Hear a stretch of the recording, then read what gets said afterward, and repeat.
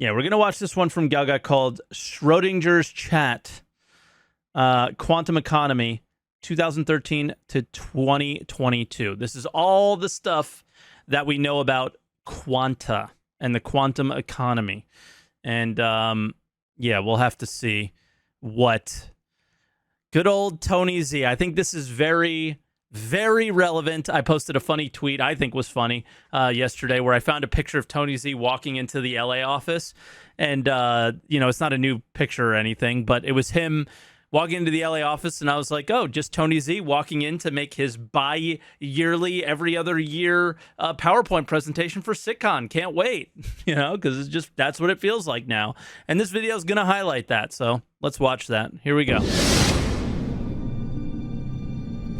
The economy itself, first of all, in Star Citizen is completely dynamic. So the player's actions are going to be affecting the supply and demand and the prices. So a lot of the missions that are generated for players to take, or even AI 10 years later, it's still not, are created by the economy system. This is the video that made me buy Star Citizen, by the way. Itself. To give you an example, you know, if you have a weapons factory sitting on a planet and it requires 3 tons of metal alloy and 1 ton of high explosive and 1 ton of electronics to create 20 missiles in a game turn, that factory will create a mission out on the mission boards, which we'll have like in a system, and that will propagate to other systems at sort of the speed of communication in the Star Citizen universe. And it will say, hey, you know, look, I need 3 tons of steel alloy, 1 ton of high explosive, 1 ton of electronics, and who wants to take them? And so in that case, a player could look at the mission board and go, oh, look, there's a mission to take 3 tons. Okay, I'll take it, and fly in with the alloy. And if the player doesn't do it, an AI will take it and fly the stuff in. And along the way, if that player look or at the the amount AI of get systems, attacked by a pirate, and the expectations set by this video, then the goods aren't getting to the factory doesn't have the materials it needs to make the missiles, so it can't produce missiles that turn. Now, if people are buying missiles in that system, the inventory on the show floor will dwindle and they won't have any more missiles, which will mean the supply's low, so the demand's high, prices will probably go up. So for the economy, Chris knew that he wanted to create the most detailed economy that he'd ever seen in a game. We have, in the last few months, really started to work on supply chains. We have started to work on mining mechanics. We have even gone up to Montreal to work with behavior, and they've started working on our new simulation tool. It's not really what you would see in the game, but it gives us kind of a sandbox that we can play in to see what the different kinds of values and numbers and the interactions between different aspects of the economy will do. What's great about the room system is that we'll be able to expand it not only to hangars but also to planet side. So we'll be able to create dynamic location like shops that change on the fly based on the economy. The player experience is going to be improved considerably by the fact that we're actually simulating all of these NPCs in the background. Product prices, the missions being offered, which NPCs you see in which area, which ships you see in which area, what they're doing in those areas. This is all going to be dictated by the economic simulator that's going to establish context for the entire system. If this is so insane. Something occurring, you know, bro, we can't even get prices to change randomly. We can't even get prices to change randomly, and you're telling me that I'm going to see different NPCs based on each economy at each location? Come on, man. They stand on tables, exactly. Like, what? This is so hard to watch. This is so hard to watch. Within a particular section of space, you see an NPC doing something, it's because there is logical, rational reason in the course of this entire fully functional economy why that's happening. You go to a planet, it's nice, you come back a month later, it's in ruins. It's like it's got spray paint on the wall and it's rusted out, and the economy is just totally gone. Is this even south. A thing anymore? We obviously want to convey that through the architecture also. So we've been putting some thought and time into creating these things with themes embedded in them, which are controllable by materials. If you're clever and you pick the right spot and you get some friends to help you and you basically, do a good job of, preventing every freighter that you see from actually landing in a given landing zone. Oh my God, Chris is literally falling asleep. Then you can actually start to bend the needle and basically start to have an effect on the price of that commodity, and therefore everything that's built utilizing that would eventually show some effect. We actually have a full universe simulation, and it simulates about 20 million AI agents, and it simulates the AI agents in a very sort of high-level manner. So I think this is why people call you a liar, though. We actually have a simulator. So, oh, it does? You do? 20 million AI when you can't get 5 to not stand on a chair in the game? Right? That's where, because like you literally are lying here. Right? And this is why people don't trust this, and this is why people don't believe them, and this is why people say they're lying. Right? They've definitely lied. I'm not saying that they haven't. I think a lot of what they say now is much more open and are much more kind of honest about what things that are happening. But shit like this from the 10 for the chairman days, this stuff was insanely ridiculous. And I mean, straight up saying we have these things when we don't have those things was so messed up. When that all sort of comes online and comes together, I think it'll be very cool. I mean, we currently have the sort of the universe simulation happening on its server, and where we have an interface where there's the communication of kind of what you would, this is the kind of thing you would see if you're in this area, and that's all in progress. So yeah, I think it'll work quite well. So all right, we're in the implementation stages of this sort of grand design. Tony's mentioned implementation sort of final stages. lockdown, the final part of the design, and we're basically unifying all the AI and the mission stuff into one system that has different levels and scopes and sort of knows how to talk amongst itself very well. What you really need if you're going to get that exponential curve in terms of how quickly you can produce things is to basically put a lot of thought, a lot of effort, a lot of development time into properly structuring these tools and data structures. Your ultimate goal is to basically minimize the amount of time and effort required to go from concept to completion. And so I'm really excited that we're getting to the point now that when this guy quit, I don't think you realized how devastating this actually was. His name's Pete. He was there from the very beginning and was like the economy guy. And I think nothing happened after he left for the most part. And then they brought in another guy, and then he left too. The stuff that we were talking about, in the early days of the project, we have tool support internally for that I can actually start building this stuff. Everything within the game is created from one of the resources that runs through the system. Iron, gold, titanium, hydrogen, oxygen. To get commodities into the game means that we can start building the foundation for creating an actual economy. For these cool features we're going to see coming up, like systemic pricing, like dynamic economies that really react to players buying things in certain locations and selling them in others. As these things start to come online, it's really going to change the experience that people are having now and turn it much more into the game that we envision. And so what you should see later this year will be more linkage of these probability volumes into this whole systemic economic back end, so that you start to get a lot more intelligent flow of prices and quantities and what NPCs. Holy shit! This is literally the biggest load of crap I've ever heard out of anybody. I have not looked back at these things, and this is insane. Talking about as if they're in the game. What is this? And what types of scenarios you should see within in a given area according to these higher level rule sets. Because it's copper and titanium together that will be used to formulate ship hulls. And I need ship hulls because players are demanding lots of repair services, and they're demanding lots of repair services because there's lots of combat. This is more of the particular area. Up in the air shit. It'll so this could be ignored. With the economy, and so you'll finally start to see some of this emergent gameplay that we've been talking about, so long, actually come to fruition. Which is awesome. Yeah, awesome. These are simulated entities. Yeah. We're seeing it come to fruition on a fucking PowerPoint a year later at CitizenCon. This was the guy who, came in later and was like the economy guy. Haven't seen him since. They also have personality traits too. Each one has a little bit of something going on. Yeah, there are a number of different traits that we're modeling. We're still working out the exact configuration. One of them is ambition, and that specifies how far a quantum can push themselves relative to others, whether in time or legitimate enterprise. Another one is intelligence, and that dictates what sort of things they can pursue and how well they can do something.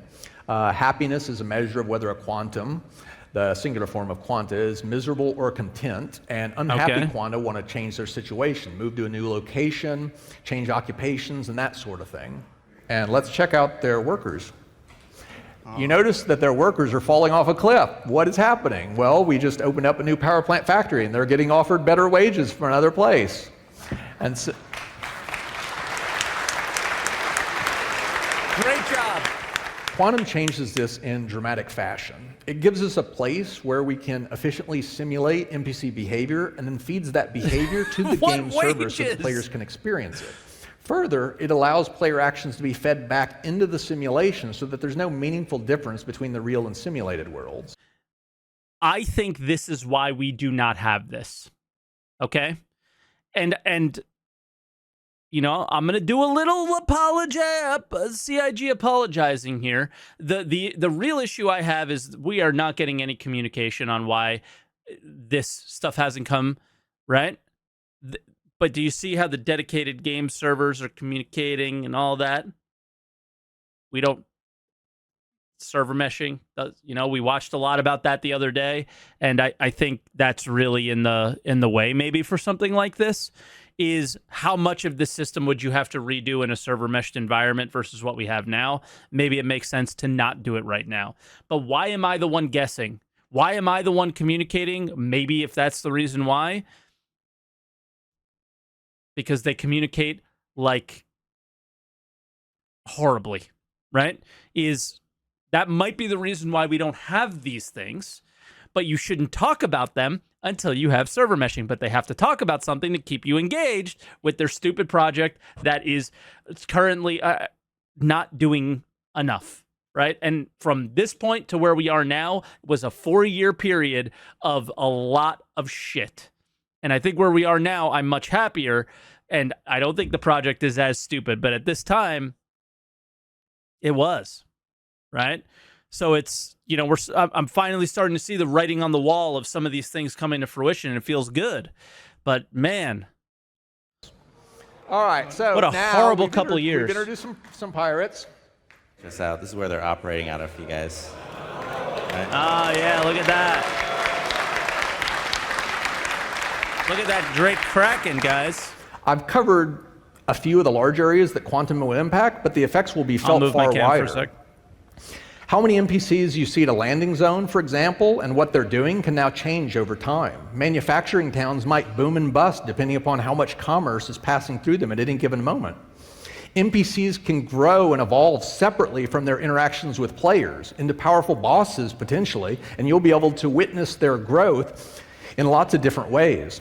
Persistence of resources on moons and planets, right? And in fact, I think our team is doing it this quarter. For 3.9. For 3.9. Yeah, so 3.9. Yeah. And this is where it starts getting interesting to where the conflict over the that's locations, exactly right? it. So, I mean, it just all emerges, that gameplay emerges out of it, and then if it feeds into sort of the background universe simulation that we're, the thing that you're working on, Tony, that we're running, that I just think I haven't seen a game like this, and it is literally like a second universe that you can just escape into. All right, so there you go, folks. That's a fairly in-depth discussion of what's coming up this year. Tony's goal is to have elements of the dynamic universe start to come online next year, likely towards the back half of the year, where players' actions can impact both the dynamic economy and other players. Far as server meshing being a prerequisite for quantum, that isn't the case. Okay. We are already deep into testing multiple facets of what we're aiming to deliver, so it's coming. Yeah. We spent relatively recently a good bit of time getting Quantum, the service, to actually ship, to basically be built and shipped with the game. So we're not currently exploiting it, but it's there right alongside, a litany of all these other services. The quantum simulation that we ran at the last CitizenCon was implemented in TypeScript, a relatively slow language that limited us to less than 10,000 quanta. All of that logic has since been rewritten in C#, and a lot of time and effort invested into optimizing the threading and resource locking, which wound up increasing performance by more than 2 orders of magnitude. Stanton is one of the more complex solar systems and will require about 50 to 100,000 quanta in order to achieve the required fidelity, which means we've got a lot of extra headroom without any additional performance tuning to support upcoming solar systems like Pyro. We're now in early stage testing to allow Quantum to start pushing the first few bits of simulated data out the door and start impacting the game, and we expect to go live with these efforts later this year.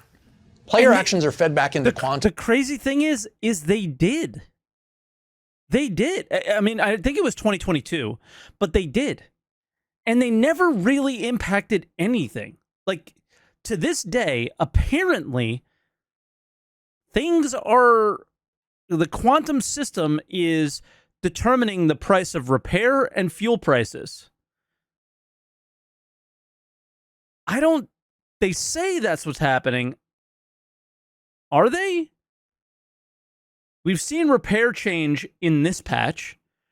Fuel prices have never really changed. So, yeah, I don't know.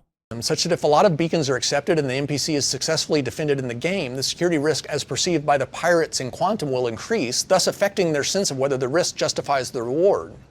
This means that not only will the system ebb and flow of its own accord, but your actions within the game... The commodity prices adjust based on supply and demand, though, to an extent. Like, it will go up and it will go down, but only in a very, like, small range. It'll go up and down. You're not going to see a boom and bust. There's no booms, there's no busts in Star Citizen. Everything stays mostly the same.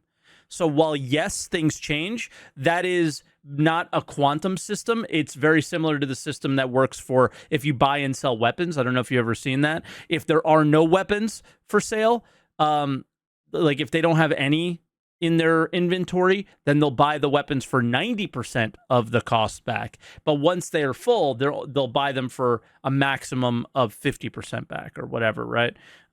So I think it's just a very simple rudimentary system that is not this, that is currently in the game. Fuel is the one that they said is, but fuel is such a minor cost. I haven't seen it. I haven't noticed it. Let me know if you guys have seen variations in it. I remember buying fuel and trying to sell it somewhere else and seeing if it changed, and nothing really did because we can't make that change at the scale that needs to happen. But I don't think things are dynamic at all. But I will absolutely love to be wrong on that one. I just don't think I am. Some of you guys are saying it in chat that I am. I mean, prove it to me, and I would just love to hear it, honestly. Game will directly impact the simulation and thus the overall state of the universe. I hope that you now have a better sense of some of the things we're aiming to accomplish over the next year, and that you're as excited as we are about the potential of these new features and technologies to really transform the gameplay experience. Let's see, any news on the implementation of Quantum? So they're still planning on Quantum in 3.17 to dictate the price of 3 commodities: repair, this is the one. This is the one. Materials, quantum fuel, and hydrogen fuel, and where service beacons occur, and the price, and then 3 probability volume tags: piracy, security, and freighters, at about a dozen locations. So, like, that's the way that all this the happened. First iteration of Quantum will be put in, and then from there, again, every quarter and then from there, every quarter, my dick. We'll build on it and adjust it and then go from there. My cock. End date has been extended to December 2022. End date has been extended to March 2023. End date has been extended to June 2023.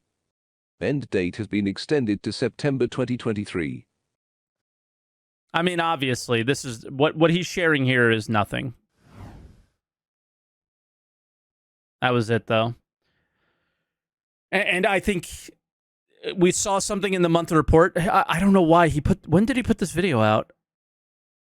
1 day ago. He missed something in the monthly report where they talked about it. So like he's like kind of waking up from his slumber. I will try to bring it up real quick. Let's see if I can here. How quickly can I do this? Monthly report. Control F.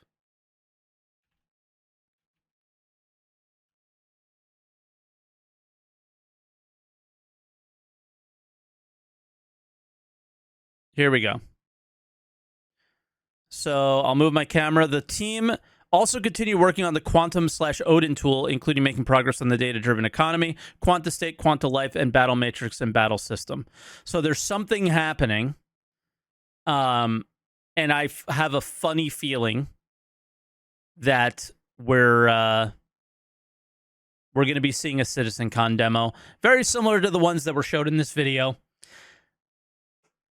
at CitizenCon this year from Tony, and I think it's going to be another just, L like we've been having with these, and it's just super annoying. So let me know what you guys think, but yeah, CitizenCon demo and then back to cryo sleep for another 2 years, and then CitizenCon demo and then nothing, right? I mean, something's got to happen eventually, but I'm tired of seeing a PowerPoint. Show me in game, show me it working, have it testing. Give us something to give feedback on. You've given nothing to give feedback on at this point, and if there's nothing to give feedback on, it's nothing to me. And right now, the quantum economy is nothing. There is none.